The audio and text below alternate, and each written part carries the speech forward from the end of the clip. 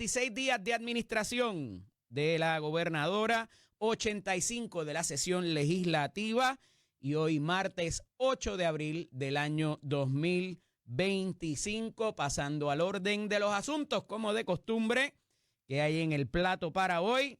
Mire, las medidas propuestas por Jennifer González, como se los anticipé ayer, yo se los dije primero que saliera hoy en prensa escrita y en ningún otro sitio, pudieran enfrentar escollos, obstáculos constitucionales por el derecho a la fianza en Puerto Rico, estar garantizado constitucionalmente, y aun cuando se busque equiparar la fianza para delitos distintos, que sea la misma y no haya la percepción de que para unos sí, para otros no, y que no haya ningún tipo de desbalance en ese sentido, esto pudiera incidir en la garantía que tenga un ser humano cuando se enfrenta a un proceso judicial, porque si bien dependiendo el delito, la gravedad del delito y la realidad de si ese ser humano habrá de comparecer, que es lo que debería garantizar la fianza, al proceso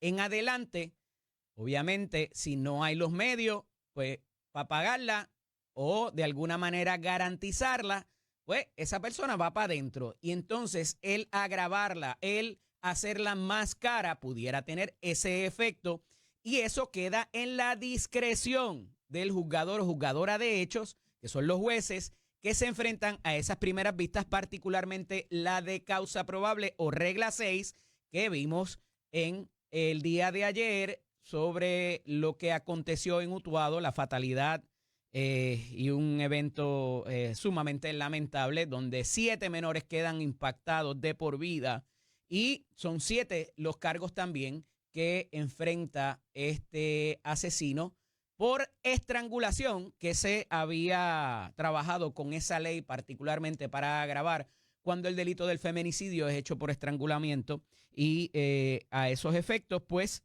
tenemos este efecto ya y esta consecuencia por lo menos inmediata de lo que es este feminicidio perpetrado en Utuado, donde el hombre irrumpe en la vivienda de la mujer en horas de madrugada y frente a al menos 4 de los menores lleva a cabo dicho delito. Se están revisando, o la gobernadora ordena revisar lo que son los protocolos de este manejo, porque trasciende de que esta persona hace menos de un año, hace 9 meses para ser exacto, había buscado ayuda a través de una institución sin fines de lucro y a través de la oficina de la Procuradora de la Mujer, y nada le valió de perder su vida al final del día. No fue suficiente la ayuda que tuvo a bien requerir, porque no quiso participar del proceso voluntariamente, no quiso presentar la querella y dar continuidad a los procesos que hemos ya dicho, ¿verdad?, en muchas ocasiones,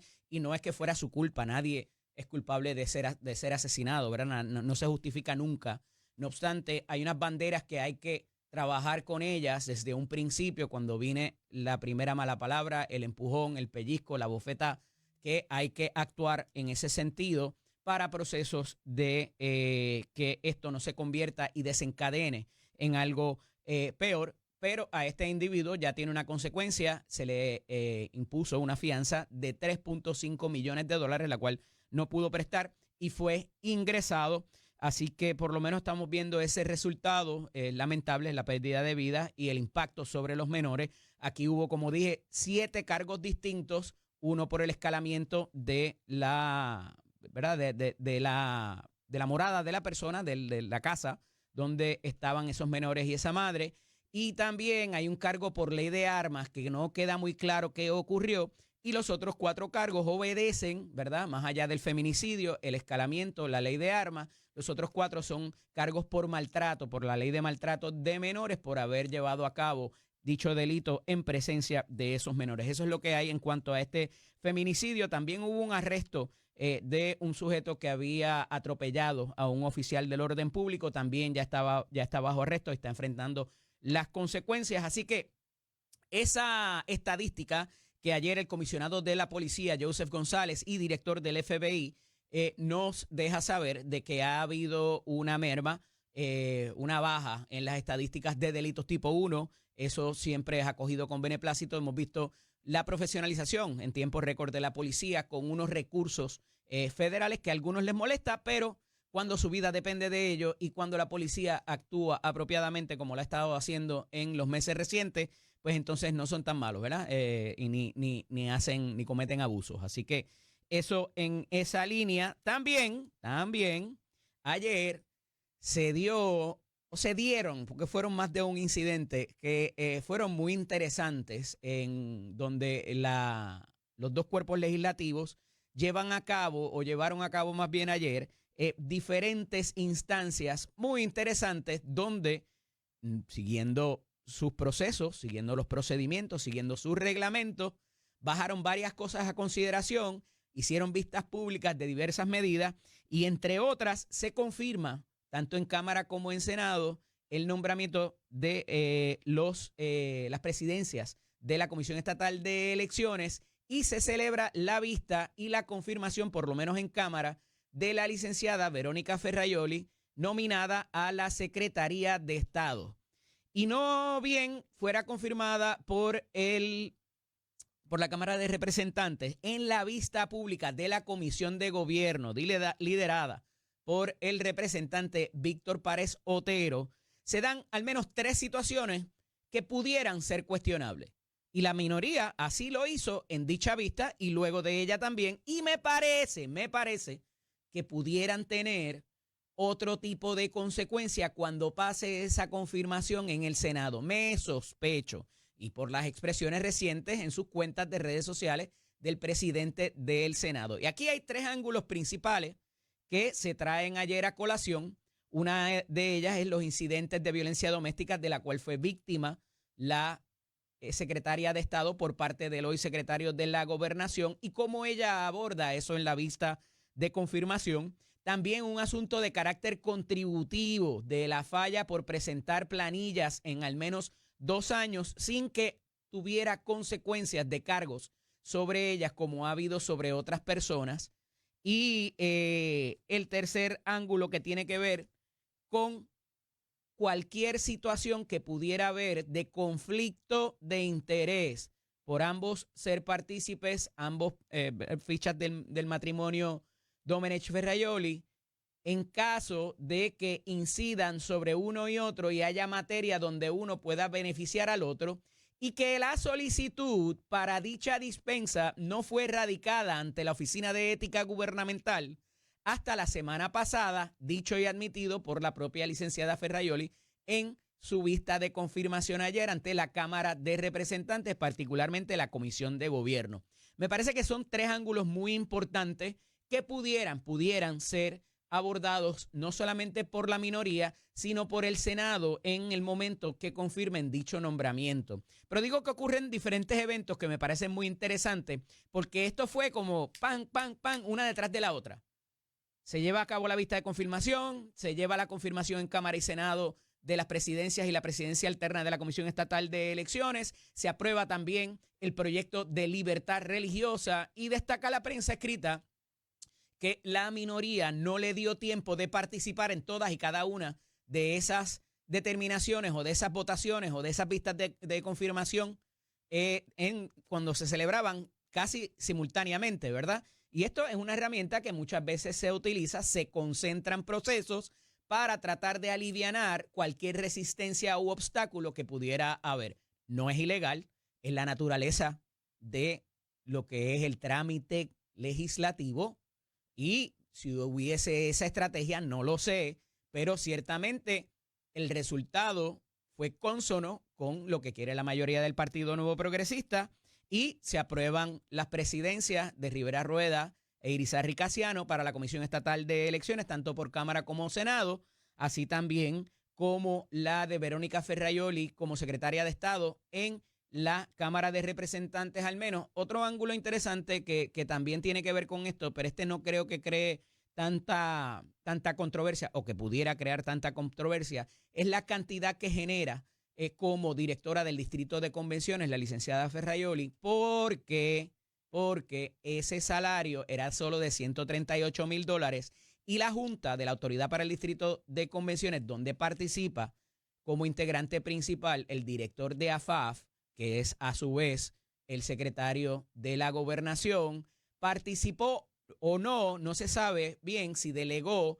ese poder en la autorización del aumento del salario de 138,000 a 200,000 dólares de la directora para la Autoridad del Distrito de Convenciones, que es de donde proviene el ingreso de la licenciada Ferraioli. No sé si eso vaya también a crear alguna controversia, pero ciertamente quizás vaya atado al asunto de conflictos de intereses, para lo cual la licenciada Ferraioli la semana pasada solicita esta dispensa a la Oficina de Ética Gubernamental. Así que quedan capítulos interesantes de esta serie todavía. ¿Qué va a pasar con la secretaria de Justicia y las entrevistas adicionales que pudiera llevar a cabo o que ya ha notificado el Senado que estará entrevistando ciertas personalidades del Departamento de Justicia y de la Policía de Puerto Rico? Trascendió ayer a palabras del vicepresidente del Senado que también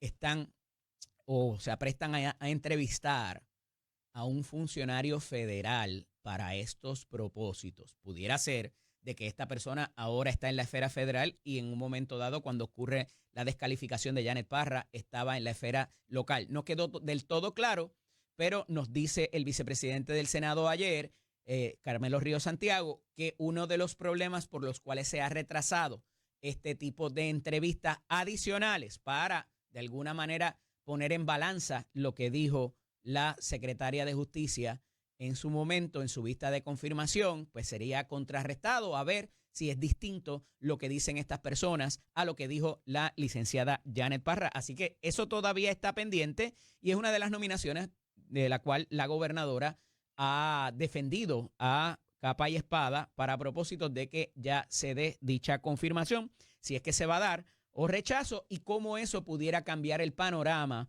para una de las colaboradoras más cercanas de la gobernadora, Jennifer González Colón, ya en el día 96, como dije, de administración. Ciertamente para nombramientos hay hasta el 30 de junio.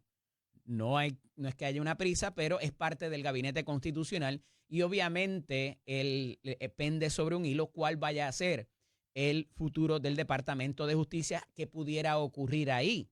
Porque recuerden que hay una controversia también con la licenciada Janet Parra luego de su salida del Departamento de Justicia cerca del año 2022, donde ella dijo que allí se fabricaban casos y que aquello era un nido de ratas y que muy poco en cuanto al personal que allí se destaca ha cambiado. Entonces, ahora sí son buenos o pudiera esperar a ser confirmada para remover ciertos elementos que todavía no ha ocurrido, ¿verdad? Todo eso queda sobre el cuestionamiento no solamente de quien estamos pendientes de las noticias, sino de los senadores que habrán de votar por su confirmación. Mire, más allá del asunto de las terminaciones de embarazo y de cuándo es permitido y cuándo no, así también como el asunto de la ley esta de la búsqueda por la estadidad, donde la propia Janet Parra hace unas expresiones que ella no habrá de participar en actividades proselitistas y si educar a los congresistas cuando se vaya a Washington para otros procesos, eso es proselitismo o no, pues también quedó esa nube sobre esas expresiones de Janet Parra por lo que ella misma ha dicho. Así que eso en una aceleración ciertamente marcada de los procesos legislativos y va allá a la firma de la gobernadora que ha dicho, ha manifestado en varias instancias ayer que habrá de firmar el proyecto de libertad religiosa que hemos discutido aquí a cabalidad. Lo hablábamos el viernes pasado con el ex representante y ex presidente de la Cámara, Jaime Perelló, a los efectos de si viene a hacer justicia a los empleados públicos o si por el contrario es una medida de discrimen para la persona que habrá de solicitar los servicios en una agencia que pudiera ser confrontado en un servidor público para propósitos de si está de acuerdo o no con el trámite que se apresta a realizar en esa ventanilla, en ese counter, en esa agencia. Así que veremos a ver qué pasa si se convierte en la ley 3, esta de la libertad religiosa, que es el proyecto del Senado número 1, cuya autoría es del presidente del Senado, Tomás Rivera Chats. Mire, trasciende nuevamente, esto no es nuevo, lo que pasa es que se suman otros fondos adicionales y trasciende de que hay una devolución de cerca de 401 millones en el Departamento de Educación. Y uno dice, ahí están los recortes de los cuales estaban hablando, de que ya nos va a quitar todo Donald Trump y nos vamos a morir porque no vamos a poder pagar por nada. Mire, los 401 millones son de asistencia pandémica. Y dice la nota de periódico del Nuevo Día que ahí hay fondos que ya estaban obligados, de que más allá de que estaban obligados, también habían cosas que ya habían sido facturadas y que también ya los servicios habían sido ofrecidos y facturados, debo decir, y que hay cosas de educación especial. ¿Y por qué? Si ya sabíamos, inclusive en la administración pasada, porque esto de que si no utilizaste los fondos a X término, los tienes que devolver, ya eso estaba ahí, porque la pandemia pasó hace 2 años. Y si bien esos fondos permitían una amplitud bastante grande para su utilización, y los utilizamos para dar aumento y para pagar horas extra y un montón de otras cosas que no necesariamente tenían que ver con la pandemia, ¿cómo le explicamos al país, cómo le explicamos al marciano que acaba de llegar que esos fondos en 2 años no se utilizaron y no se desembolsaron? Sí, pudiera haber un componente de que la agencia federal no autorizó su uso, pero si ya estaban esos los servicios ofrecidos y ya estaban facturados, ¿cómo es que 2 años después, cuando llega el límite de tiempo, y entonces el secretario tiene que hacer una solicitud de explicar de que esto no se tramitó en el momento que debía darse y por favor, bendito, danos una extensión de término? Aquí no hay un recorte de fondos. Aquí lo que hay es que habían unos fondos que se proveyeron, fondos federales, para un propósito particular que era amplio, lo debo reconocer, y que no se utilizaron en el tiempo determinado por la propia asignación que se llevó a cabo. Mire, cuando uno hace una propuesta federal, como siempre les hago el ejemplo, los lápices azules. Usted no puede comprar bolígrafos rojos porque la propuesta dice que es para lápices azules y cuando usted firme ese contrato de subvención, lo que se llama, usted se atiene a una regla, porque esa es la regla de oro. El dueño del oro pone las reglas y le dice cómo usted tiene que bailar si quiere. Si no, eso no es obligado. Y usted cotiza y presenta su propuesta para esos fondos. Y aquí tiene los fondos disponibles porque usted solicitó. Úselo. Ahora úselos conforme a estas reglas. Y adicional a eso, tiene este término de tiempo para utilizarlo. Y si no se hace el mejor uso, y esto no es culpa de Eliezer Ramos Pared, no es culpa de la gobernadora. Hubo una administración pasada del 2020 o del 2021 al 2024 que vino llamada a solicitar esos fondos, a que se les hicieron disponibles y que sabían o debieron haber sabido las reglas que habían. Entonces ahora tenemos titulares de prensa, mira qué mal es la administración de Donald Trump que nos está quitando. Yo no estoy defendiendo a Donald Trump. Lo que pasa es que no podemos sacar de contexto que nos obligamos a una regla y ahora cuando no seguimos la regla y hay la consecuencia de tener que devolver el dinero, no podemos decir que porque Donald Trump y sus políticas no nos gusta, está haciendo eso en detrimento de los niños, inclusive de educación especial. Porque ahí habían unos administradores. ¿Por qué se espera a que te pidan los fondos de vuelta para entonces siquiera pedir la solicitud de extensión de término? ¿Por qué si vimos esto en diciembre, en enero, en noviembre, cuando sea, de que no se habían utilizado, de que ya habían facturas dependientes de esos fondos? ¿Por qué tenemos que esperar a abril cuando ya nos piden la devolución conforme a lo que hay en esos reglamentos que se obligaron cuando pidieron los fondos? Y entonces hacen estos titulares, que parece que es que la administración entrante, mira qué malos son, que nos están quitando los fondos de los niños. Y eso es falso, porque cuando uno va al cuerpo de la noticia, ahí hay fondos ARPA y hay un montón de otros fondos que están de nuevo atribuidos a los fondos pandémicos de una administración previa inclusive. Que como no se utilizaron, allá vino un burócrata en los Estados Unidos y dijo, míralos aquí, este dinero no se ha utilizado, está todavía en esta cuenta. ¿Y qué dice la regla? Que cuando solicitaron tenían esta fecha para utilizarse. Y sí, el aparato es burocrático, inclusive en Puerto Rico, de la intervención de facturas y de verificar que todo esté, porque hemos tenido problemas por eso también. Pero nadie se dio cuenta de que estábamos a punto de perder estos fondos hasta que nos los pidieron para atrás. O sea, yo me resisto a creer eso. Y si ese es el problema, ahí está en blanco y negro por qué había que descentralizar. Efectivamente, no la pantomima que se hizo aquí con el secretario Cardona, el Departamento de Educación. ¿Y por qué se está desmantelando el Departamento de Educación afuera si es que la falla estuvo allá en poder desembolsar y hacer utilización de esos fondos? Porque el aparato burocrático no permite que el servicio llegue a los niños. De transportación, de educación especial, de los comedores y de un montón de otras cosas más que se quedan en pagar el aparato administrativo y no llegan al salón de clase. Y hacia eso, yo no sé si lo logren o no, pero hacia eso van identificadas las políticas del presidente actual de los Estados Unidos. Pero, de nuevo, seguimos diciendo que es que como Donald Trump no nos gusta, pues está acabando con nosotros y con la vida de nuestros niños.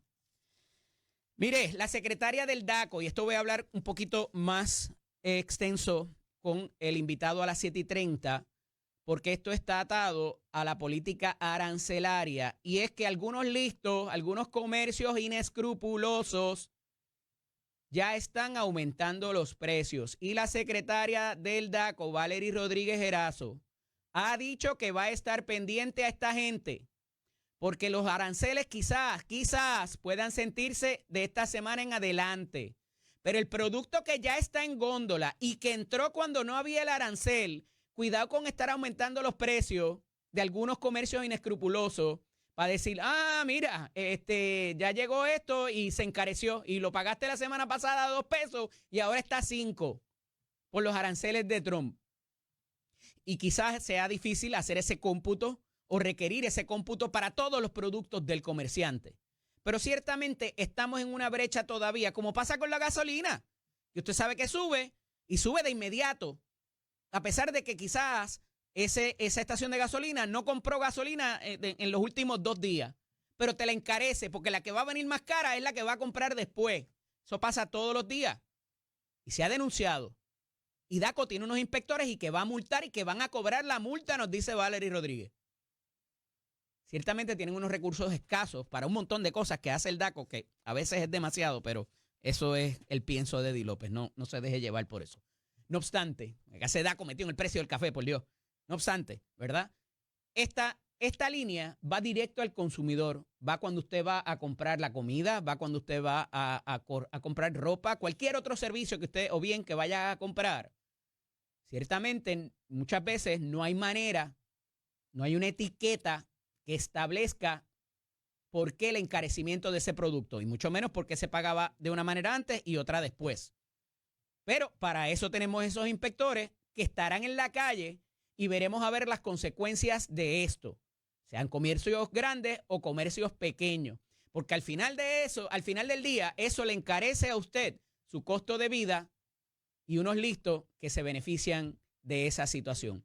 Cuando regresemos de la pausa, ya tenemos con nosotros al representante Ramón Torres, aquí con nosotros del Partido Popular Democrático, y hablaremos de estos procesos que se están dando en Fast Track y de acuerdo a las reglas y a los reglamentos de la Cámara, de nominaciones y de un montón de otras cosas más que se están legislando, los famosos descargues y toda otra serie de cosas que está pasando en la Asamblea Legislativa, nos dirá el representante Ramón Torres ahora cuando regresemos de la pausa. Esto es Nación Z con el licenciado Eddie López y me acompaña en la mañana de hoy. Él está los lunes, pero hoy decidió venir martes. El representante Ramón Torres. Buenos días, Ramón, bienvenido. Buenos días, Eddie, a ti, al país completo que nos ve a través de las redes y de la televisión. Contento de estar aquí otra semana más. Mira, me imagino que votaste a favor de todos los nombramientos ayer, participaste de las vistas públicas y todo como quería la mayoría, votaste consono con la mayoría del PNP. En parte sí, en parte no. Participé de las vistas públicas, aunque yo no soy miembro de la Comisión de Gobierno, pero estuve allí escuchando las ponencias y voté en contra de los nombramientos. Yo solicité, los nombramientos los bajaron los 3 a la vez, es lo primero. No los dividieron. En la sesión los bajaron los 3 a la vez. Yo pedí un turno para expresarme sobre... ¿Eso es ilegal o contrario a los reglamentos? No, eso se permite. No tengo problema con eso, pero lo que sí, lo que eso permite o lo que no permite es que uno se exprese en unos y tenga que solicitar el turno para hablar para los 3. yo solicité un turno para expresarme sobre el nombramiento de la comisión, yo estuve allí.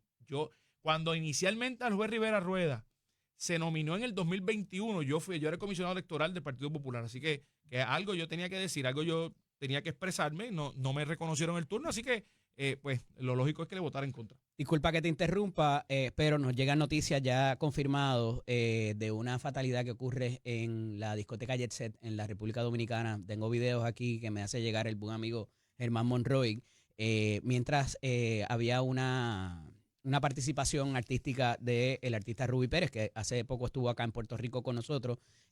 Hasta ahora no hay mucho conteo de las víctimas por la información que tengo aquí, pero parece que, ¿verdad?, es un suceso bastante lamentable y bastante feo. Así que veremos a ver cómo trascienden las noticias. Eso acaba de pasar en la madrugada de hoy. Así que lamentable por nuestros amigos. Yo he estado en ese club nocturno, ¿verdad? Y ciertamente es uno muy concurrido y donde se han presentado grandes artistas. La última vez estaba viendo a Sergio Vargas. Así que un abrazo para los hermanos dominicanos, ¿verdad? Y esperemos que sean pocas las víctimas.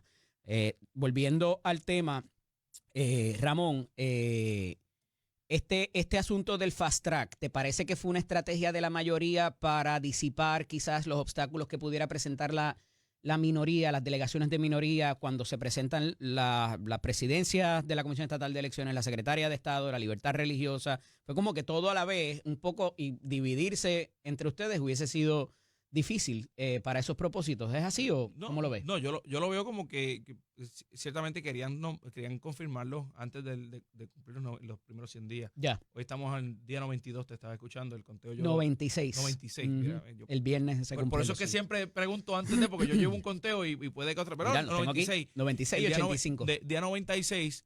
Hay que tener en cuenta que la semana que viene es Semana Santa. Así es. El viernes nos vamos de vacaciones en todo el gobierno, ¿verdad? No se trabaja en toda la semana, tanto en la legislatura como en el gobierno central. Y pues ciertamente pues estoy seguro que lo que hicieron...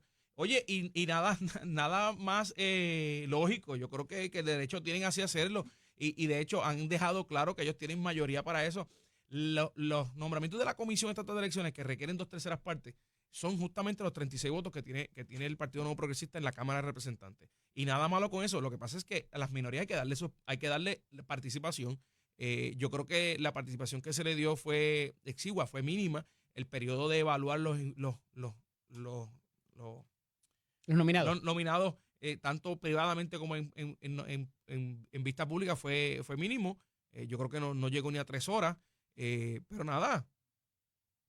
Éxito. Yo creo que los 3 nominados tienen los requisitos mínimos que establece la ley. ¿Y por qué le votaste en contra entonces? Bueno, sencillamente, en la Comisión Estatal de Elecciones le voté en contra porque yo creo que debió haber habido un periodo de evaluación más amplio, número 1. Número 2, yo creo que yo debí haberme reunido con ellos para saber, ¿verdad?, establecer cuál era el plan de trabajo, porque yo creo que algo tengo que decir sobre lo que la comisión, yo estuve allí. Fuiste comisionado electoral para aquellos que no lo saben. En cuanto a la Secretaría de Estado, nuevamente, pienso que tiene los requisitos. Tiene un solo problema. Ayer admitió que no rindió planilla en 2 años y eso es un problema. Eso es un delito, eso es investigable. Yo veo 3, casi 4 ángulos. Ese es uno de ellos, el asunto de violencia doméstica, de la manera que lo disipó, ¿verdad? Y que lo dijo, pues eso ya pasó. Yo ese no. Pero pues ciertamente porque, o sea, no era cualquiera su ¿verdad? En el momento que delató a su agresor. No obstante, además de eso, el asunto del conflicto de intereses que esperó la semana pasada para solicitar la dispensa a la Oficina de Ética Gubernamental y el salario de esta, cómo se incrementó a través de la Junta cuya participación requiere de AFAF y que no ha quedado claro si el director de AFAF, que es su esposo a su vez, y el secretario de la Gobernación participó de esto. Eso ¿verdad? Básicamente fueron los asuntos que quedaron un poco a medias y que yo creo que quizás pudieran tener algún cuestionamiento en el Senado inclusive. Pero eso en cuanto a la secretaria de Estado, ¿verdad? Pero fíjate que de esas cuatro instancias que mencionas, yo creo que 3 de ellas tienen alguna explicación y probablemente hay alguna forma de satisfacer a algunas personas. Pero el hecho de que tenga un problema en Hacienda, oye, que es personalísimo, yo me hubiese gustado saber quién fue el CPA que le recomendó eso. ¿Qué querella se radicó a ese CPA? Okay. Para no utilizarlo, porque si le recomendó algo que es ilegal, pues yo creo que esa persona tiene que tener unas consecuencias. Segundo, el Código de Renta Interna lo establece que es un delito. Número 2, uno de los requisitos principales de ser secretario de Estado es poder sustituir a la gobernadora, Dios no lo quiera hablar. Pero este no es el caso de Mariana Nogales, que no incluyó algo en un informe donde parecería ser voluntario. Pero ella estaba viviendo fuera de Puerto Rico, le cayeron unos ingresos en ese momento en Puerto Rico y entonces tenía que rendir, ¿verdad? Y no lo rindió. Pero si yo que radiqué 10 planillas a tiempo para poder estar donde estoy, y la gobernadora también, ¿cómo es que un funcionario que requiere un nombramiento, que tiene que tener los mismos requisitos de la gobernadora porque es la sustituta natural, no solamente cuando sale de Puerto Rico, la sucesión, tiene que tener también los mismos requisitos? Yo creo que eso es lo más oscuro que queda allí y bueno, ciertamente pues eso en su momento tendrán que explicarlo. Pero ¿qué te dice la bola de cristal de lo que va a pasar en el Senado? Que por las expresiones recientes de Tomás Rivera Chats. No tengo duda que van a ser confirmados los tres. Estoy hablando de la Comisión Estatal de Elecciones y de la Secretaría de Estado. Oye, personalmente yo no tengo nada en contra de ellos. Yo creo que podrían hacer un buen trabajo, pero me parece que el proceso es lo que los afecta, ¿verdad? Y de hecho, al final tuve la oportunidad de acercarme y desearle éxito, porque finalmente el éxito de ellos es el éxito del país. Yo no quiero otra cosa. Pero el proceso yo creo que fue un tanto atropellado para las minorías. Mira, entre otras cosas, también se da esto del proyecto de libertad religiosa, que ha traído un poco de controversia. Lo hablaba aquí ayer, el viernes, con Jaime Perelló, porque le decía que mínimamente era importante traer a la conversación ese funcionario que está en esa ventanilla, que hay gente que llega y le mete 4 embustes, y esto no tiene nada que ver con la libertad religiosa, pero cómo esa persona se siente, siempre lo vemos, ¿verdad? Tú ves este tipo de conversación solamente de la persona que va a requerir servicios, pero cómo se siente la persona que está en esa ventanilla también, que a veces le toca hacer cosas en contra de su verdadera creencia religiosa. Y la única,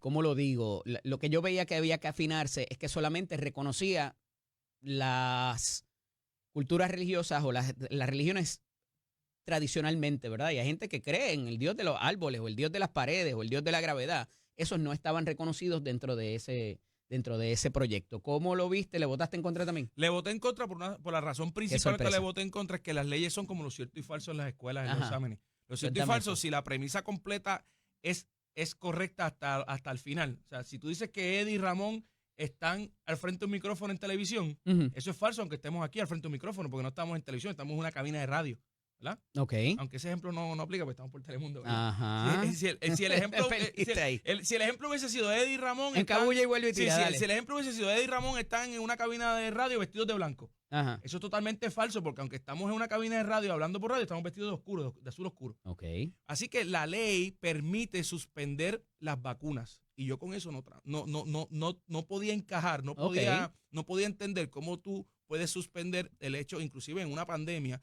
el hecho de que la vacunación, que está un hecho científico probado, que al día de hoy hay documentación que el sarampión está tomando un repunte no solamente en Estados Unidos, sino a través del mundo por culpa de que nos están vacunando. Y así que, aunque el proyecto hubiese sido completamente bueno, como tenía esa premisa ahí al final, que yo creo que no es buena, le voté en contra. Dentro de la aceleración manifiesta, ¿verdad? Me parece que no es sorpresa que ha habido de la presentación de otros proyectos de administración. ¿Qué encuentras bueno dentro de lo contributivo, dentro de... Cuéntame. No recuerdo el número. La congelación del impuesto al inventario, todo eso. Ese es buenísimo. 420. Pero hay uno que extiende el periodo de los incentivos, lo que era la ley 2022, hasta el 2055, del 2035 al 2055. Yo creo que es una medida buenísima económica para el desarrollo económico del país. De hecho, la delegación del Partido Popular nos hicimos coautores de esa medida. Es una de las ventajas de la autonomía fiscal que contiene el ELA y me parece que políticamente el PNP atrasó la estadidad hasta el 2055. ¿Cómo es eso? Bueno, si la estadidad llega mañana, esa ley hay que derogarla, porque los estados no permiten que, el gobierno federal no permite que los estados hagan clasificaciones de ciudadanos. Y eso hace una clasificación de ciudadanos. Tú por venir de allá y vivir aquí un cierto tiempo tienes una categoría de pagar impuestos distinta a la de nosotros. Eso es solamente gracias al Estado Libre Asociado. Así que políticamente gracias y económicamente pues ciertamente adelanta lo que es el desarrollo económico. Tengo que pausar, pero cuando regresemos, la gobernadora apuesta todo a lo que se llama el reshoring, a que venga esa manufactura a Puerto Rico. ¿Estamos preparados para eso? ¿Tenemos las circunstancias propicias? Quiero que me des tu impresión cuando regresemos de la pausa. Aquí en Nación Z, con el licenciado Eddie López a través de la política. Estamos viendo las imágenes de la discoteca allá en la República Dominicana y wow, casi 100 personas heridas. Hasta ahora no ha trascendido que haya muertos, ¿verdad, chamo? Gracias a Dios. Pero por lo menos esa es la información que tenemos hasta ahora. Lamentable, pero ciertamente por los videos, lo lógico pensar es que debe haber Sí, ciertamente. Mira, volviendo un poco a lo que dejamos pendiente, la gobernadora ha apostado, ¿verdad? Y hoy hay un spread en el periódico a lo que es el reshoring, a esa manufactura que regrese a Puerto Rico o que vengan otros nuevos. Pero para eso tú tienes que tener unas condiciones propicias. Si una compañía, ahora mismo X, tú como abogado, que me imagino que en algún momento hiciste eso en tu práctica privada, te dice, yo quiero hacer un ejercicio de diligencia debida, de due diligence. ¿Qué pudieras encontrar en el sistema contributivo, en el sistema energético, en la infraestructura y en los permisos? Vamos, te voy a dar esos 4. ¿Qué tú crees que pasaría? Y puedo venir mañana y decirte porque ¿qué tú le recomendarías a una compañía que no está en interés de presencia en Puerto Rico y quisiera venir? Difícil, en 24 horas te puedo contestar. No, mira, yo creo que son 4 temas los que mencionaste, los más importantes básicos y los más importantes. No entré en las leyes laborales. Y por eso mismo, a eso iba. Y no entraste en unos temas secundarios que no son menos importantes, que son las leyes laborales, el ambiente. Los días de fiesta, el ambiente del país, el ambiente de contratación, el fraude. El fraude, la permisología. El permiso te lo di, te lo puse. Todas esas cosas. Y yo creo que hay que poner las circunstancias propicias. Ramón, mira, infraestructura, permisos, contributivos y energía. Mira, un ejemplo. ¿Te suenan esos 4? Un ejemplo. ¿Te suenan esos 4? Eso es lo más importante. Y eso es lo que se está trabajando en comités dentro de la fortaleza. Que la gobernadora lo tiene como pilares de su campaña. Y me parece a mí que yo creo que hay que trabajar sobre eso. De hecho, mi apoyo en lo que vaya a radicarse en la legislatura, siempre que me dejen expresarme, ¿verdad? Y poder expresar mi... ¡No lo dejan hablar! ¡No lo dejan hablar! ¡No le prendieron el micrófono ayer! Mi visión. Porque al final del día, mira, una fábrica de una manufacturera americana de vehículos que ensambla en Veracruz, México, no es apagarla y traérnoslas para Puerto Rico. Eso no toma 5 días, eso no toma 5 meses, eso toma años. Okay. Tampoco, imagínate a Puerto Rico, que hay que montar todo en un barco y traerlo a Puerto Rico. Imagínate, tampoco es lo mismo llevarlo a Corpus Christi en Texas, que es uno de las ciudades más cerca que está de México. Tampoco es de esa manera. Y la incertidumbre que el presidente Donald Trump está creando con que hoy sí hay tarifas, pero mañana no, pero después quizás las quite, entonces vamos a ver lo que pasa, porque esto es un mecanismo de presión política, yo creo que le hace daño a la economía, que nos vamos a afectar, ya no estamos viendo afectados. ¿Es un método de qué? ¿Política? De presión política. De presión política. Sí, yo lo veo de esa manera. ¿Se lo puedes decir al profesor José Efraín Acevedo Hernández, perdón, para ver si lo entiende? Nuestro gran amigo. Dale, sí. Nuestro gran amigo. Ajá. Pero yo creo que nos va a estar afectando. Bueno, escuchaba esta mañana, no solamente a ti, que la Secretaría del DACO ya está haciendo registro, las inspecciones por personas que están subiendo los precios sin que ese producto tenga la tarifa.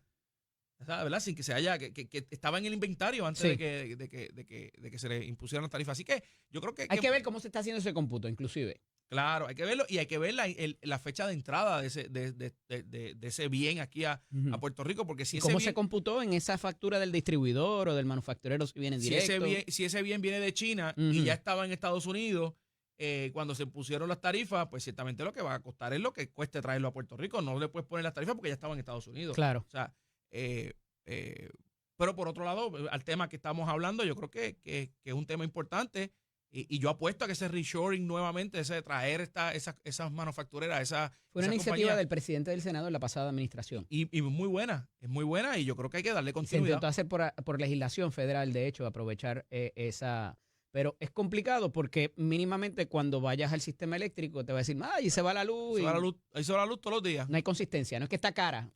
Pues no hay consistencia. Eso me requiere tener unos sistemas alternos para poder mantener, porque una compañía que venda productos congelados, por ejemplo, pues no puede depender exclusivamente del grid eléctrico, porque si se le va la luz se le descongelan los productos y pierde dinero. Mira, esto es algo técnico, lo dialogaba ahorita con la buena amiga Laisha Seguinot, el asunto de la fianza, y decía ayer, cuando salieron las primeras pinceladas de esta propuesta de la gobernadora acerca de equiparar unas guías de fianza entre unos delitos y otros. Pero al final del día, esa discreción debería quedar en manos de el tribunal, o sea, del juez o la juez que determina causa probable, o debería estar atadas esas manos a que le den a todo el mundo lo mismo por los delitos dependiendo la gravedad de cada uno de ellos, sin importar quién sea la persona. Y te pregunto porque hoy en varios de los periódicos de prensa escrita, ¿verdad?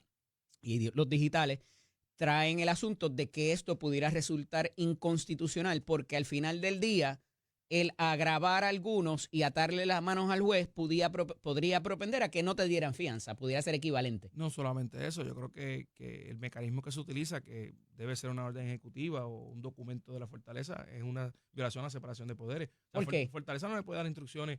Fortaleza el Ejecutivo, Ajá. no la gobernadora, el Ejecutivo. Ajá. Cualquiera que sea el gobernador no puede dar instrucciones a tribunales. ¿Y quién puede? Bueno, tendría que pasar por la legislatura en un proceso legislativo y crearlo por disposición de ley, enmendar la regla 218% criminal. De hecho, yo creo que la regla 218% criminal ya tiene los estándares y las guías para que un juez de regla 6, que es la primera instancia donde radican, establezca cuáles son las guías para eso. Lo que pasa es que no hay una medida.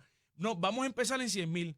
Y eso yo creo que es lo que la gobernadora lo quiere hacer. Yo no veo mala intención en la gobernadora, tengo que ser claro. Yo litigué casos criminales hasta el 26 de diciembre del 2024.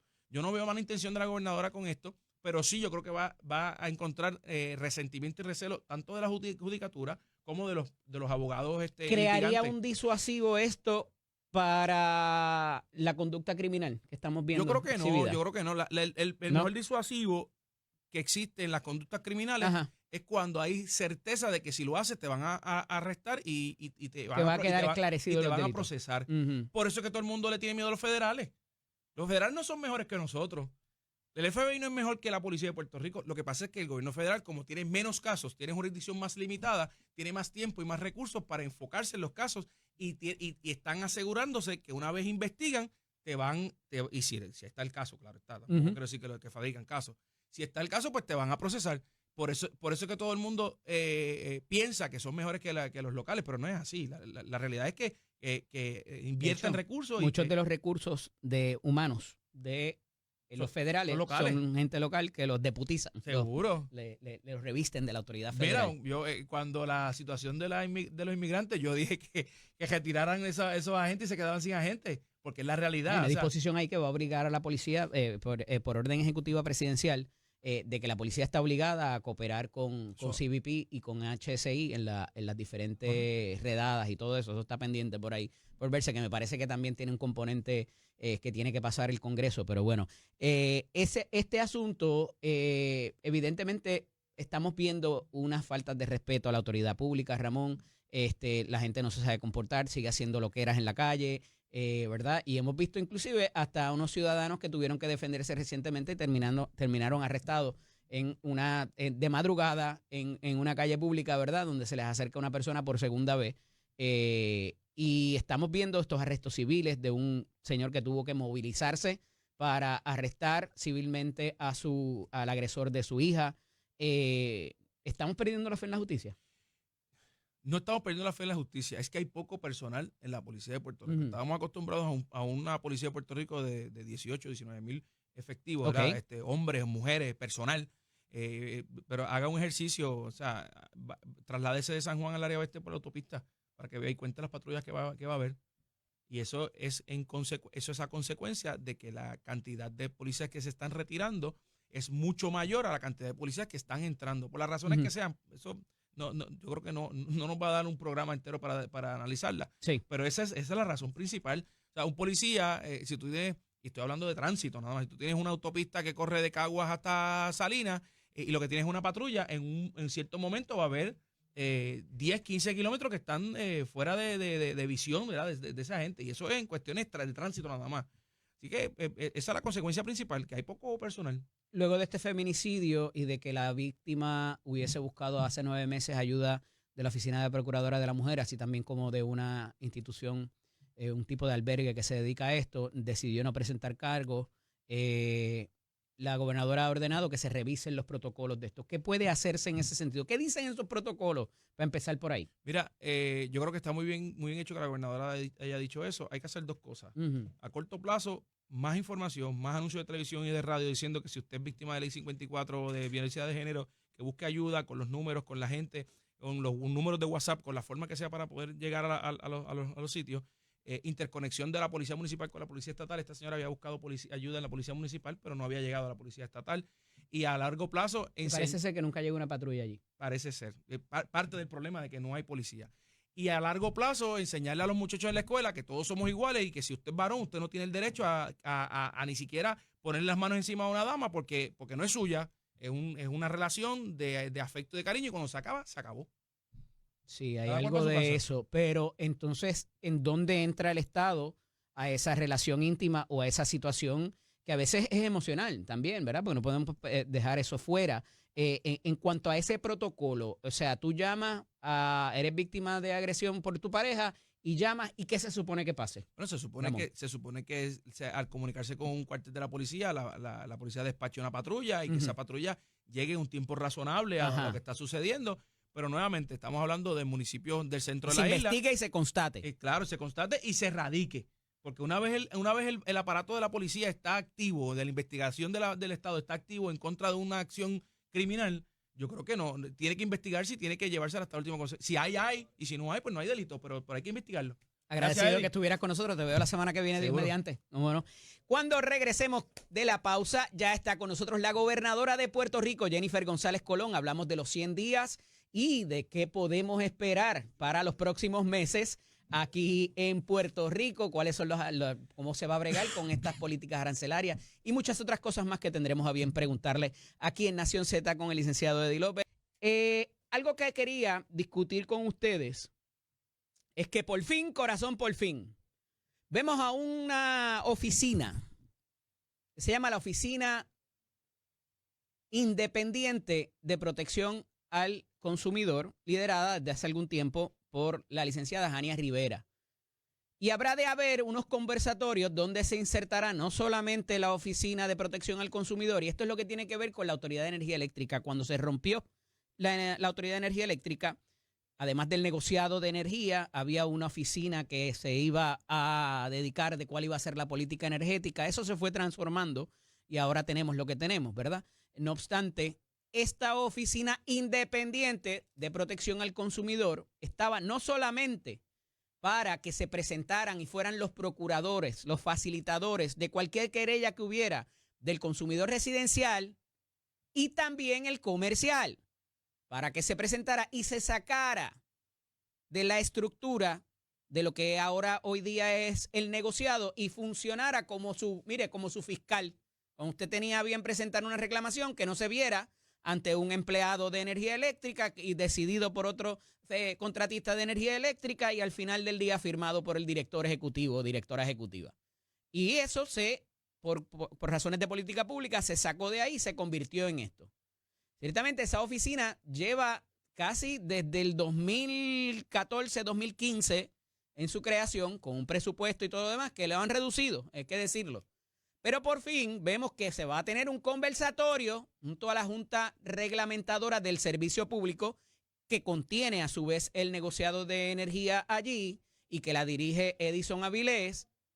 Y va a haber un conversatorio sobre nada más y nada menos que las alzas tarifarias propuestas en lo que es su servicio eléctrico.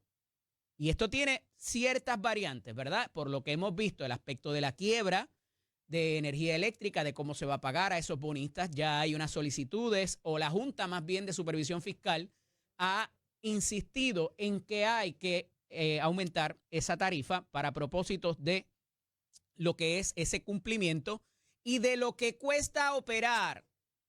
También rehacer o reparar las unidades que tenemos y también otras cosas que se compran como es el combustible, piezas, refacciones, pago de mantenimiento. Todo eso incide en el costo del servicio eléctrico.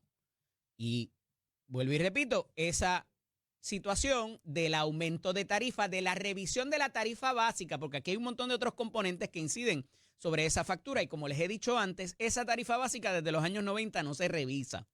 Así que me parece un paso acertado de esta oficina el participar, el proponer, el provocar esa conversación entre los poderes que son y cómo usted que me escucha, ya sea en el aspecto industrial, comercial o residencial, se va a impactar con ese aumento de tarifa, si es que llega, o cómo se va a hacer, cómo se va a reestructurar. Porque al final del día, esa factura a usted es el que le va a llegar o a la que le va a llegar. Y tiene que tener constancia y saber qué es eso de cuando le dice ahí que el kilovatio hora cuesta 22, 23, 25, 26 o 30 chavos. Y para que usted sepa dónde va su dinero cuando usted paga esa factura, hacia qué servicio.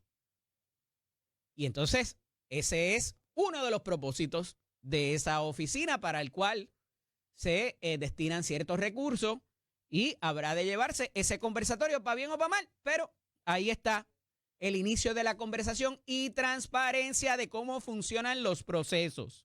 Así que enhorabuena para la licenciada Rivera, que es quien desde hace algún tiempo lleva las riendas de dicha entidad. Miren, recientemente estamos viendo varias de las sentencias federales y he cubierto esto un poquito y esta me parece muy interesante y llevo días siguiéndolo y lo he traído a la discusión aquí en varias instancias porque si bien, y aquí los dos niños símbolos son la ex representante María Milagros Charbonnier y Félix Verdejo, también Ángel Pérez, ex alcalde de Guaynabo, está haciendo una solicitud parecida. Y aquí hay varios asuntos que me parecen interesantes, mínimamente compartirlo con ustedes, porque pudieran tener algo de razón. No sé si eso sea suficiente para convencer a un tribunal que revoque una sentencia y una convicción, pero ciertamente son cosas que se pasaron así por debajo del radar y que hay que hablar sobre ellas. En el caso más reciente de María Milagros Charbonnier, se trae el asunto de que la testigo en su contra principal, que había sido su empleada, la que cogía los teléfonos, las recepcionistas y la que bregaba allí en su oficina, habían unos documentos en ese expediente de ella que se declaró culpable y que pudieran aclarar por qué no estuvo disponible para declarar en el juicio. Y que hay ciertas informaciones de terceros que se supieron por ella que quedarían fuera de la evidencia que se presentó por ser lo que se llama prueba de referencia, el famoso hearsay. Yo no puedo atestiguar sobre lo que me dijo una tercera persona, sino de lo que yo tenga conocimiento propio y personal. Pues porque lo puedo, ¿verdad? Le puedo dar la entonación que yo quiera, inclusive. Hay un segundo aspecto en cuanto a eso, de que alegadamente hay unos documentos que pudieran tener algún tipo de incidencia médica que la incapacitaban para declarar en ese juicio. Y ahí ya se va agravando la situación, porque si alguien no está apto para declarar o pudiera de alguna manera levantar sospecha sobre la aptitud mental de un testigo, eso la defensa lo debería saber y que quizás por eso explique que no se presentara ese testigo contra la representante. De nuevo, yo no sé si va a ser suficiente para revocar la convicción de la entonces representante, pero me parece un aspecto interesante. Y hay otro aquí que me parece más interesante todavía, que también guarda cierta tangencia con lo que alega el exalcalde de Guaynabo, Ángel Pérez. Y es que en un momento dado, por la colaboración establecida con las autoridades federales, personas privadas se prestaron para que dentro de esa cooperación se continuara o se produjera un delito. ¿A qué me refiero? Las autoridades federales en un momento le dieron un dinero a esos cooperadores y esos cooperadores a su vez fueron quienes se los entregaron al servidor público o servidora pública. Y que eso pudiera ser constitutivo de lo que se llama entrampamiento, porque si esas personas no me hubiesen ofrecido y no me hubiesen invitado a delinquir, yo no lo hubiese hecho. Entonces, ¿dónde se tira la raya? Porque tiene que haber un elemento de voluntad de recibir el dinero. Ahora, ¿cuáles eran las circunstancias alrededor de todo eso? está interesante, de nuevo, vuelvo y repito por tercera ocasión, no necesariamente esto va a volar y va a convencer a un juez de revocar la sentencia. Pero me parece interesante porque no lo hace un agente encubierto como pasaba antes o pasa aún en los casos de narcóticos. Se valen de una tercera persona que coopera en la investigación a cambio de algo y utilizan un dinero marcado del gobierno federal. Entonces, ¿qué dice en ese pliego acusatorio? Que esa persona, funcionario público, se está haciendo allegar dinero público del Estado proveniente de un contrato o proveniente de un salario, en el caso de María Milagros Charbonnier, y que por eso, por ser dinero público y dinero donde hay una tangencia federal, además de que hay jurisdicción a manos llenas por transferencia en los teléfonos, utilización, comunicaciones, todo lo que ya sabemos. Pero esa parte es importante porque entonces el dinero no venía de la Cámara. El dinero no venía del contrato del contratista, valga la redundancia. Ese dinero venía de la autoridad federal. Y si eso entonces va contrario a lo que ese ser humano se le está procesando. Y de nuevo, por cuarta vez, no sé si sea suficiente y sea constitutivo o provoque que se revoque la convicción, pero son asuntos interesantes traídos por abogados muy competentes que se dedican a esto. En el caso de Verdejo, se trae el asunto de la jurisdicción, de si el gobierno federal, las autoridades federales podían encauzar un asesinato que es un delito estatal. Hubo unos eventos previos a la muerte de ese feto y de la madre que sí inciden sobre situaciones federales, sobre delitos federales, como pudiera ser el secuestro, como pudiera ser la apropiación de un vehículo en ciertas circunstancias y todo lo demás que pudiera conllevar esa circunstancia alrededor de cómo se dieron esos hechos. Y yo sé que esto no tiene que ver con política, pero me parece interesante porque hay políticos ahí envueltos que están diciendo, tú, gobierno federal, fallaste en cómo me procesaste. Y eso ya pasó una vez, pasó 2 veces en el caso del senador Héctor Martínez. Les revocaron no una, 2 veces la sentencia que le habían impuesto porque entendían que habían sobornos o intentos de, ¿verdad?, de pay for play, y allí lo que entendieron era que había unas regalías indebidas y que esa era la prueba que había. Y en el caso de Héctor Martínez se revocó 2 veces su sentencia porque el jurado, la prueba que se le pasó era de otro delito y no el que estaba en el pliego acusatorio. Y por eso hago referencia a lo que está en el pliego acusatorio, que a su vez proviene de lo que los fiscales y las autoridades federales investigativas le dijeron a ese gran jurado que autorizó el procesamiento y el arresto de una persona. Así que, de nuevo, esto tiene tangencia con la política, me parece interesante, y ver cómo entonces, mínimamente, si es visto, porque los tribunales apelativos o supremos no están obligados a ver este tipo de solicitud. De hecho, casi un 1% es lo que se ve y lo que entran, a menos que haya, ¿verdad?, consideraciones de política pública que entiendan que es un caso meritorio, o muchas veces resuelven otros que sirvan como precedentes a la situación que se está planteando. Eso también ocurre en tribunales. Así que, un poco lo que hablábamos ahorita con el representante Ramón Torres. Aquí parecen haber unas lecciones aprendidas por lo que han hecho las autoridades federales en Puerto Rico en el procesamiento de ciertos delitos, no solamente de corrupción. Pero al final del día hay que ver si las mismas se sostienen. Y qué argumentos,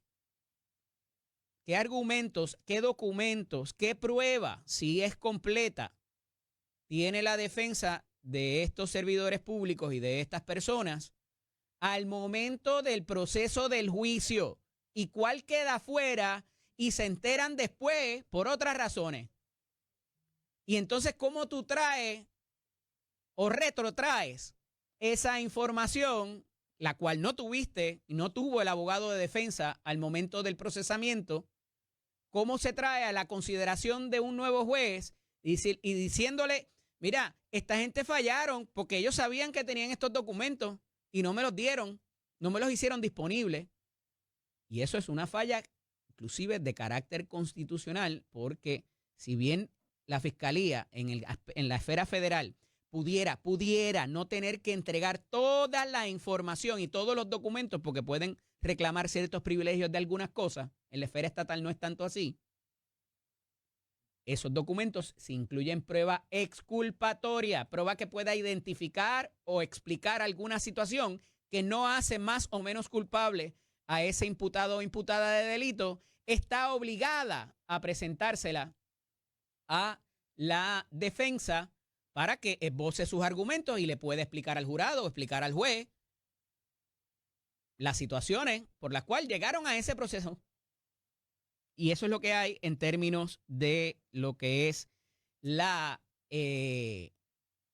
situación con María Milagros Charbonnier y lo que está pidiendo al tribunal a través de sus abogados. Miren,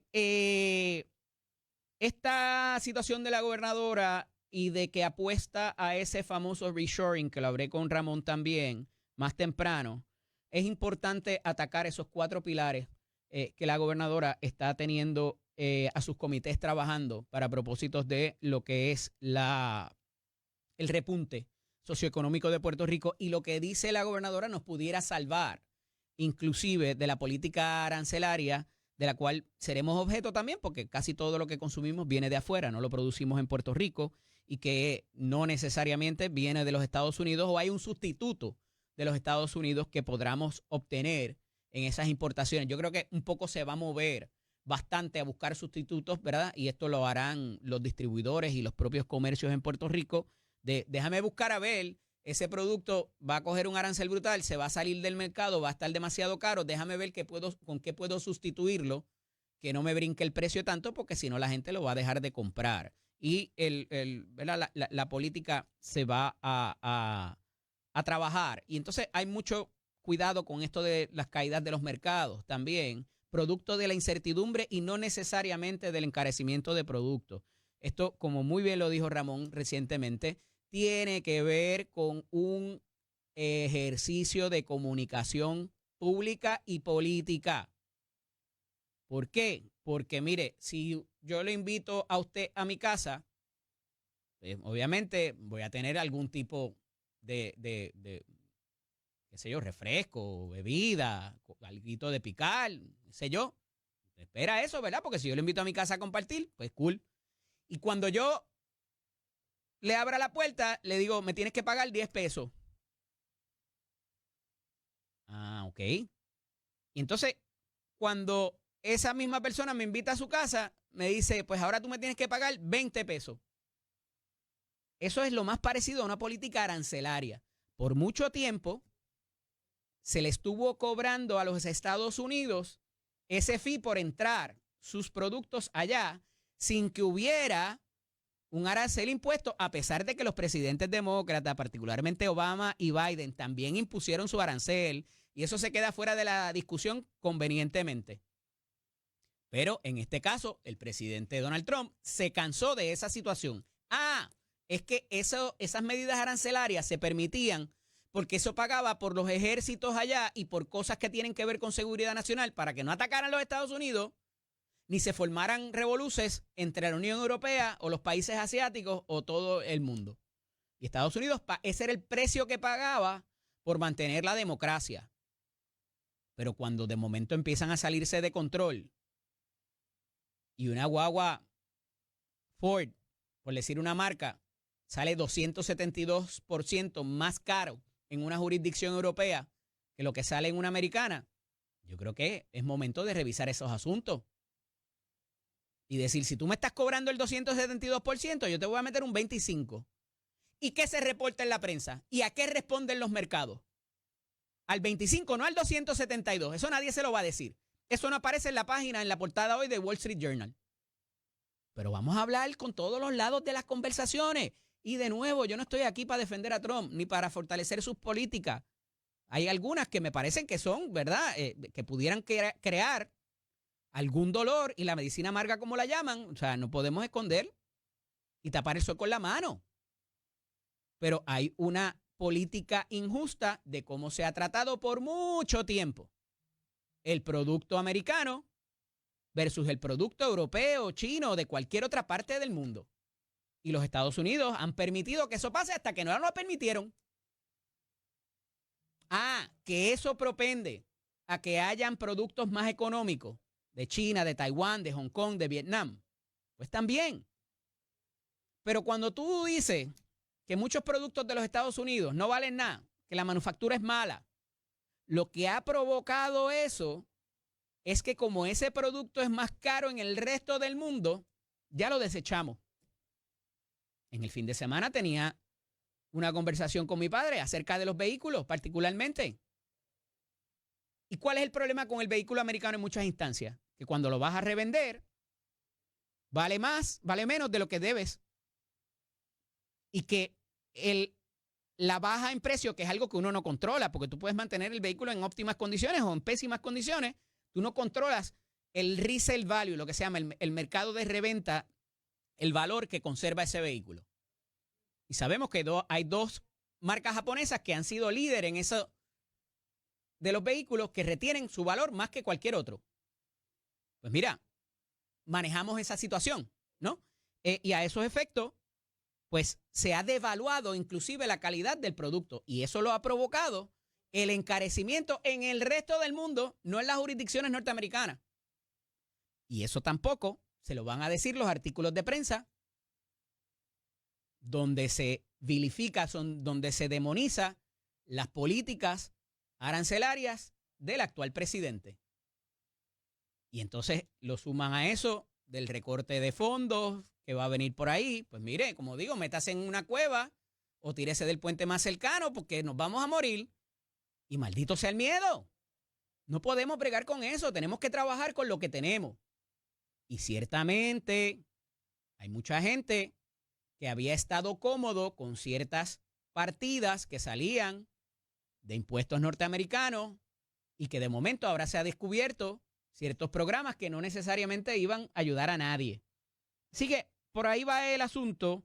Recalco nuevamente el que en Puerto Rico se esté tratando de trabajar con esta línea, que es de donde parte el análisis que ahora le hago con relación a atraer esa manufactura que quiere las políticas del presidente Trump que regrese a Estados Unidos, a Puerto Rico, y para eso pues ciertamente hay que trabajar con estos 4 pilares, que no fue casualidad, que la gobernadora le dio prioridad en las vistas de transición y en la designación de comités para ello. Infraestructura, energía, permisos y reforma contributiva.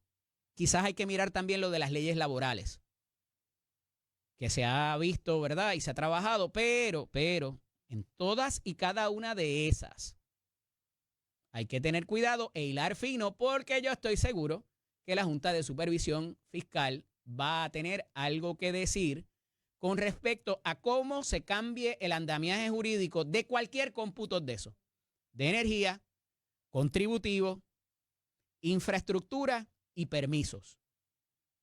Y sí, ha habido cierto adelanto en la situación de permisos porque se está mirando más de cerca y hay una inserción del secretario de Desarrollo Económico. En esos procesos se han designado unas figuras que se han, por decirlo de alguna manera, se han prestado, ¿verdad? Se le ha destacado de otras agencias al Departamento de Desarrollo Económico para que lleve a cabo esa entrega de permisos y se haya esa verificación constatable y consistente de lo que son los permisos para diferentes aspectos socioeconómicos, ya sea para desarrollo urbano, ya sea para desarrollo comercial o para cualquier otra situación. Ya vimos que en la situación de energía se está hablando de ir por encima de inclusive permisos ambientales, con el desmantelamiento también de lo que es la EPA, ¿verdad? Y esto pues ha levantado el asunto de los ambientalistas que continúan allí en Rincón. Ellos mismos desistieron de su demanda, pero continúan manifestándose en Rincón. Eso yo no lo entiendo. Y en el fin de semana vimos una promoción para que usted vaya y viva la experiencia de los manifestantes y desayune, cene y almuerce con ellos. Y como gran actividad de ese campamento, se puede quedar en un bohío taíno. ¿Usted sabe lo que es un bohío taíno? Una caseta de campaña de las que venden barata en las megatiendas. Y el desayuno es un revoltillo con salchicha. Y ese es el revoltillo criollo. Y esa gente no están impactando el bosque y la playa. ¿Dónde hacen sus necesidades? ¿Dónde tiran la basura? ¿No le están haciendo daño a la conservación ecológica? Ah, no, pero ellos pueden hacerlo porque están protestando. Y están protestando por el bien de la vegetación y de los huesos que hayan allá adentro. Y de un montón de cosas más que no sabemos si existen, pero pudieran existir. Y por eso detenemos el acceso de discapacitados, peatonal y de bicicleta, de la gente a una reserva costera con visión a la playa y todo lo demás. Es momento de pausar. Cuando regresemos, continuamos aquí en Nación Z para la discusión de los asuntos con la gobernadora de Puerto Rico, Jennifer González Colón, y también hablar un poquito del asunto arancelario. De hoy, el buen amigo Rami Vega, empresario y líder de la industria de Autos Vega. Buenos días, bienvenido. Buenos días, Eddie, ¿cómo estamos? Volkswagen, Lincoln y Ford, ¿verdad? Y camiones Hino también. Y camiones carros también. Usados. Mira, esto de la política arancelaria he estado tratando de explicarlo porque obviamente se ve en los mercados lo que está ocurriendo. Hay una información de que la secretaria del DACO va a estar vigilante sobre comerciantes inescrupulosos que empiecen a subir los precios, no necesariamente por las políticas arancelarias. ¿Cómo vemos esto en contexto dentro de tu industria y podemos explicar lo que pasa al país? Bueno, los precios van a subir no tanto por los comerciantes inescrupulosos. No, los precios no van a subir tanto por los comerciantes inescrupulosos. Ajá. Van a subir sencillamente porque los aranceles van a tener un impacto en todos los vehículos. En algunas marcas más que otros y en otras, dentro de la marca, algunos modelos más que otros y en unas marcas van a estar más impactadas que otros. Pero ya a partir de hoy, vehículos que lleguen van a pagar el arancel. O sea que el aumento en precio no necesariamente es por una inescrupulosidad de los concesionarios. Falta de escrúpulos. Falta de escrúpulos, ciertamente no los de Prada, pero van a ser por el problema del aumento en precio.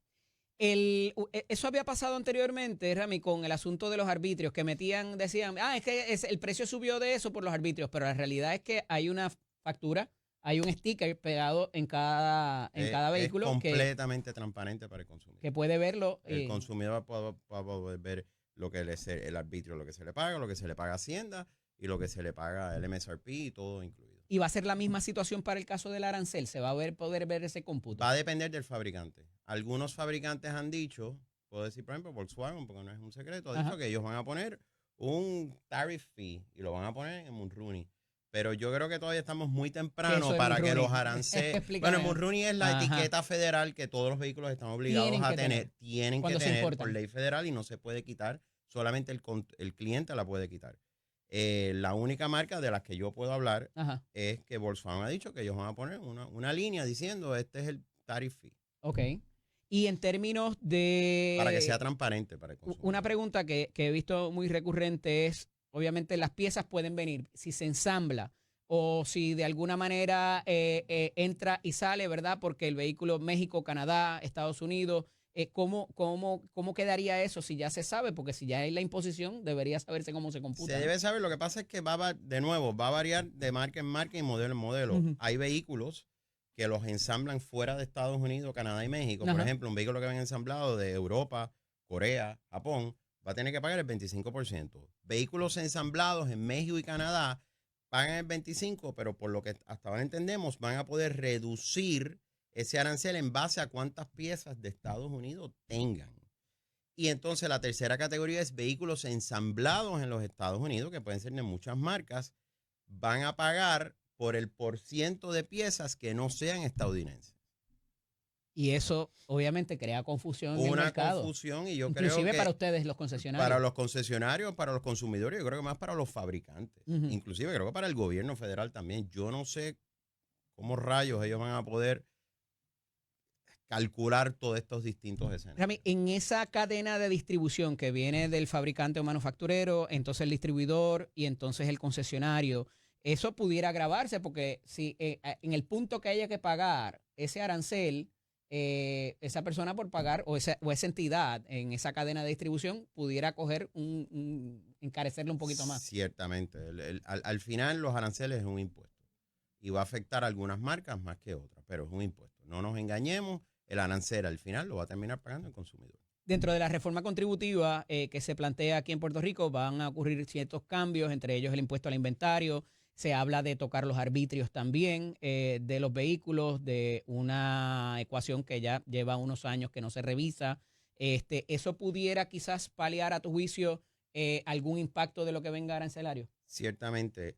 De los aranceles, Puerto Rico puede hacer poco o nada, porque es una decisión ejecutiva del presidente y de la Casa Blanca. Sí, lo que podemos hacer aquí es que el Departamento de Hacienda, de manera de mitigar ese golpe que van a sufrir los consumidores en Puerto Rico por un producto que es una necesidad, porque el carro en Puerto Rico es una necesidad, sería quizás reevaluar, retablear las tablas de arbitrio que hace más de una década que no se reconsideran. Así dos ya. Pero mira, más allá de eso, otras cosas que podamos hacer, se va a disparar quizás la venta de autos usados o la venta de los carros que ya llegaron versus los que no llegaron.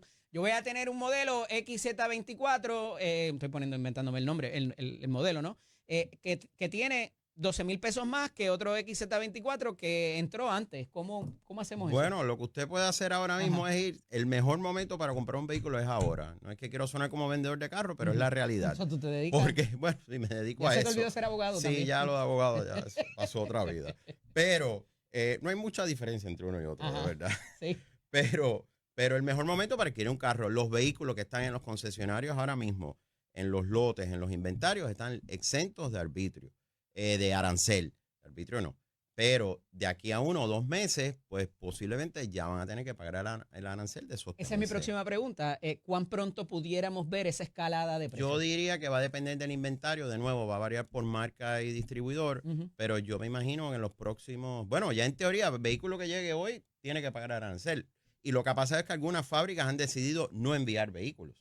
O sea, ¿Sí? Yo te puedo decir, por ejemplo, una marca de nosotros que representamos, Volkswagen, ya dijo que los vehículos los van a parar en la frontera. Ayer Jaguar y Land Rover dijeron que no los van a mandar. ¿Esto en lo que se aclara toda esta situación. A que esperen que quizás el presidente revoque. A que esperen que revoque o que la Unión Europea, Inglaterra o México llegue a un acuerdo arancelario con el presidente, quizás persiguiendo un tratado de libre comercio entre esos países. Pero lo que está ahora mismo en inventario no tiene arancel. Si te pido que me vaticines si eso va a pasar, ¿cómo lo ves? Yo creo que sí. Yo creo que al final el mercado americano, para bien o para mal, el que le guste oírlo o no, es el mercado más lucrativo, es el mercado más estable, es el mercado que todas las marcas, ya sea de ropa, de zapatos, de carro, quiere entrar. Y es el mercado más poderoso. Y creo que él tiene un buen bargaining chip ahí para tratar de obligar a los otros países a llegar a un tratado de libre comercio real. En el asunto que tiene que ver también, ¿verdad? Porque no es lo mismo, digo, y el vehículo es una necesidad, pero cuando llegamos a la comida y a otras situaciones y otros asuntos, ¿verdad? Otros bienes de consumo, es complicado. Se complica sumamente más todavía. Y ahí yo no puedo hablar. Sí puedo decir que el albariño y el whisky posiblemente van a subir de precio. Mira, tengo que pausar, pero cuando regresemos quiero hablar acerca de lo que es los intereses, particularmente de la banca o de las cooperativas o de cualquier institución prestataria, porque tiene tangencia en dos vertientes, en el financiamiento antes de que se venda el carro y el financiamiento después. Quiero entrar sobre eso cuando regresemos aquí en Nación Z con el licenciado Eddie López a través, dialogando con Rami Vega, empresario puertorriqueño, dirige concesionarios de vehículos de motor aquí en la avenida Kennedy. Y Rami, hemos visto en el fin de semana, estuve bastante pendiente a las ofertas que están haciendo con el financiamiento, y decía antes de irme que aquí hay dos vertientes en ese financiamiento, porque cuando ustedes traen los vehículos y están en el lote o en cualquier otro sitio, eso lo cubre un tipo de préstamo también. Sí, lo que se conoce como el floor plan. El floor plan. Más allá de lo que también cuando la persona compra el carro, si le aprueban el préstamo y todo lo demás. O sea que ahí hay dos vertientes que el banco se la juega duro. Y hemos visto unas ofertas de 0% y de 2.99 y de nada por encima de 3 de lo que vi en el fin de semana. De acuerdo. Eso ha de alguna manera mitigado la preocupación que pueda tener el comprador de autos. Ayuda a mitigar ciertamente, porque los fabricantes, los distribuidores, los concesionarios están haciendo están siendo agresivos en este momento ante esta incertidumbre para impulsar la venta de carros. Pero la realidad es que también es una cuestión de tiempo. ¿Por qué? Bueno, es una cuestión de tiempo porque una vez empiezan a llegar esos carros con lo que le van a aplicar los aranceles, indudablemente el costo del carro va a aumentar. O sea, que el momento es ahora. ¿Y la industria de seguros está igual de agresiva también? También está igual de agresiva. Porque especialmente la industria de seguros que está conectada a los automóviles. Una vive de la otra, ¿sabes? Y también están cotizando. Digo, lo primero es seguro que está un poco más controlado por el Comisionado de Seguros, las tarifas y eso, pero también están haciendo sus ofertas y sus cosas. Claro. Mira, y para propósitos entonces ya de lo que son las piezas también, que son importantes porque a lo mejor tú no compras un carro, pero tienes que dar mantenimiento, a veces tienes accidentes y tienes que cambiar una refacción u otra. ¿Cómo eso pudiera afectarse o qué herramientas habría para mitigar también ese impacto? Bueno, se va a afectar porque ciertamente lo que dijo el presidente es que empezando el 1 de mayo las piezas van a aplicarse los aranceles. La realidad es a menos que lleguen a acuerdos ciertos países. Pero ya no están eximidas las de Canadá y México. No. ¿No? Bajo este acuerdo nuevo, no. ¿Pagan el 25% también? Pagarían el 25%, salvo lleguen a un acuerdo. Originalmente todo esto se trataba que era Canadá y México. La última vez que el presidente habló, lo expandió al planeta entero, la tablita aquella que sacó con todas las cosas. Pero las piezas también van a ser afectadas, indudablemente. Y el problema de las piezas es que lo que tú dices, no solo va a ser la compra del carro, te va a afectar la reparación, te va a afectar eso. Y no todas las piezas son hechas en los Estados Unidos. No existe un solo carro americano, yo me atrevo a apostar que esté 100% hecho con piezas americanas. Le van a aplicar, va a tener componentes de piezas de alrededor del mundo. Pero no necesariamente es el 25% al valor completo del carro. No, va a depender si el carro está ensamblado en los Estados Unidos, va a depender del % de piezas que tenga de Estados Unidos. ¿Cuánto puede durar esto? Yo no soy analista político, ni financiero, ni economista, pero yo creo que... ¿Pero conoces los mercados? Pues, conozco los mercados. Yo creo que la Unión Europea, por ejemplo, Japón, Corea, inclusive China, van a llegar a algún tipo de acuerdo pronto con Estados Unidos. En días recientes habíamos presentado el aspecto del mercado y antes de que esto pasara, todo parecía ir bien, ¿verdad? Había un repunte positivo desde la pandemia. Había una confianza, los mercados estaban estables y ahora pues de pronto pasó este sopetón del jueves para acá. ¿Cuál es el efecto de reducir los inventarios? Si esos inventarios se reducen por razón de que, ¿verdad? Pues ahora, si el banco me iba a financiar X, ahora X más los aranceles, pues tengo que bajar y tener menos inventario. Bueno, pues número uno, pues posiblemente los precios van a subir. Oferta y demanda. Va a haber menos vehículos compitiendo contra vehículos. Y segundo, pues ciertamente aquí a nivel local, Hacienda y los municipios van a coger menos impuestos. Ayer se aprobó en la Cámara de Representantes el proyecto de congelación del impuesto al inventario. Háblame de eso. Creo que es un proyecto que hubiera sido muy bueno hace 5 años atrás. Ok. ¿Por qué era específico en 5 años? Porque eran 5 años que los comerciantes prevían que los inventarios iban a subir, que la economía iba a mejorar, pero al aprobar eso ahora, honestamente digo, estoy especulando y va a depender de industria en industria. Claro. Pero de nuestra industria de carros, si los aranceles se sostienen y la situación se sostienen, yo preveo que todos los concesionarios van a bajar inventario. O sea, y otras industrias también. Y otras industrias también, porque sea como sea, aunque tengas menos inventarios, tiene un costo tener menos inventarios. Pero es un proyecto que está diseñado para que tú aumentes inventarios sobre un tope. Pero si la economía contrae o ciertos productos se venden menos, los comerciantes van a reducir inventario porque el inventario tiene un costo. Lo que estabas hablando del floor plan. El floor plan es básicamente un préstamo que cubre los inventarios de los dealers. Si tengo mucho carro, pago más floor plan. Si tengo menos carro, pago menos floor plan. Y todo va a depender de cuánto vas a vender. Por supuesto. Yo lo que creo que lo que se debe de hacer, y aquí yo tirando mi pique, es que el impuesto al inventario debe ser más una cuestión diseñada que se pague al momento de la venta del producto. Convertirlo en un impuesto de venta que no se puede llamar. O añadir un % al impuesto de venta, que no penalice al comerciante. Lo que estamos haciendo, lo que aprobaron ayer, es muy bueno, pero quizás hubiera sido muy útil hace 4 o 5 años atrás. Eso va a haber que sustituirlo quizás, porque esa congelación que se le está prometiendo a los alcaldes no necesariamente le va a resolver su problema por lo que estamos hablando. No necesariamente, creo yo honestamente, con una economía contrayendo no va a resolver el problema. Claro.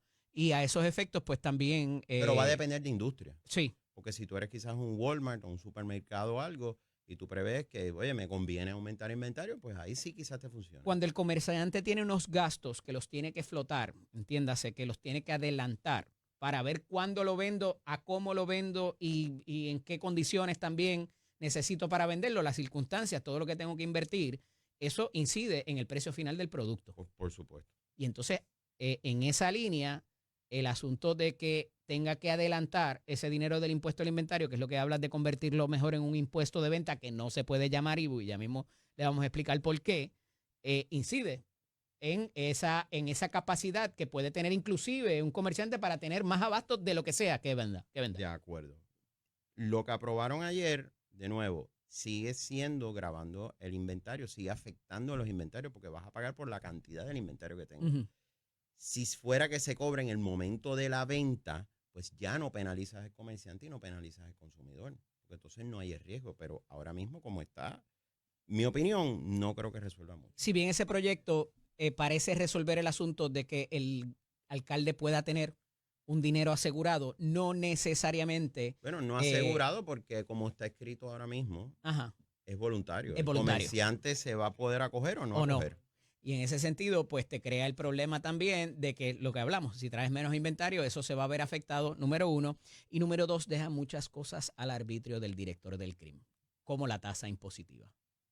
Y si no te cojo por un lado, te pongo una tasa más alta y también. Posiblemente. Rami, agradecido que hayas Muchas estado gracias, conmigo Eddie. la mañana Buenos de hoy. días Hablaremos a toda la prontamente. audiencia. Esto es Nación Z con el licenciado Eddie López a través de Telemundo y Z93. Regresamos en breve para nuestros minutos finales. Sigue llegando información sumamente lamentable de los hechos de la noche de ayer en la discoteca Jet Set de la capital dominicana. Siguen, ¿verdad?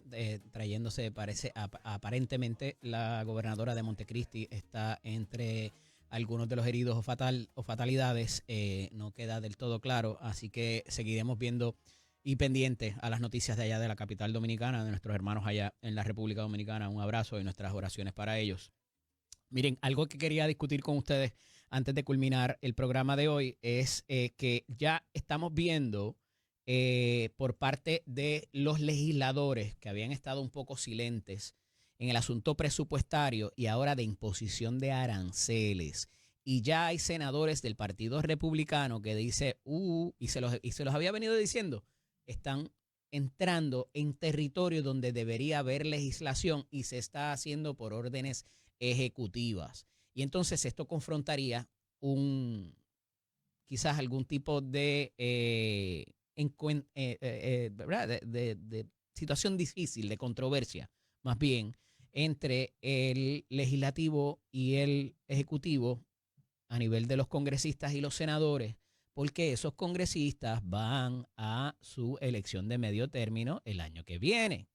Y evidentemente en sus distritos y por la caída de los mercados, sea por incertidumbre o sea por la imposición de estos, la retracción, ¿verdad? El aguante de que no vamos a consumir todo lo que usualmente consumimos dentro de lo posible, ¿verdad? Porque de comer nadie se libra, no obstante. Dicho esto, el asunto de que ya comience esa controversia que se veía venir desde el día 1 con este tipo de política, también pudiera tener un efecto en que el presidente revierta ciertas de las políticas o cambie de posición o de alguna manera se dé un enfrentamiento entre miembros del propio Partido Republicano de cara a una contienda. Los senadores no necesariamente van a la elección de medio término, pero tienen que velar porque dicho impacto no violente cosas que ya previamente se han legislado o lo que ellos entiendan que debería ser su campo de acción. Y ya hemos visto eso en la esfera judicial, donde han habido casos que se han llevado y han detenido, particularmente en lo que es materia migratoria. Gracias a todos por la sintonía. Regresaremos nuevamente mañana. Continúen en sintonía de Hoy Día Puerto Rico.